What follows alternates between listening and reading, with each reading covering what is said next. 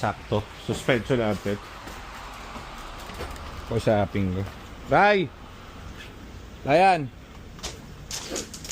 Nakita mo na yung Wigo? Yung bagong kuha?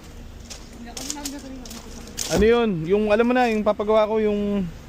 Wala kasi kaming gagawin masyado sa makina nun, pati sa tranny kasi talagang mababa mileage eh. Eh, ikaw na tumira ng suspension, ano yun mo? Yung maganda talaga. Hugasan?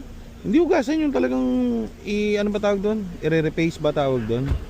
Gusto ko bumalik yung dating kintab nung ano eh. Hindi kasi bagay yung, hindi akma yung kulay nung, hindi kasi ginagamit yun eh.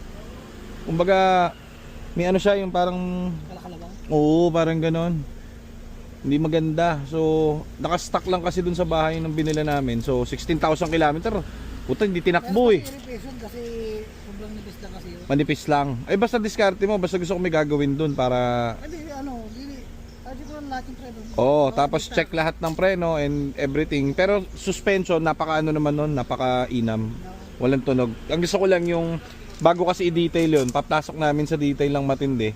Eh gusto ko yung ano siya, yung akma.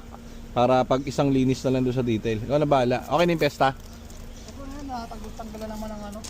Yung durog yung ball joint nasa loob ba? Nagpalit ka ng ball joint? Wala, wasak na wasak. Wasak na. O, at least yun gawa na. Maganda na yung takbo. Oo, maganda. Okay, good.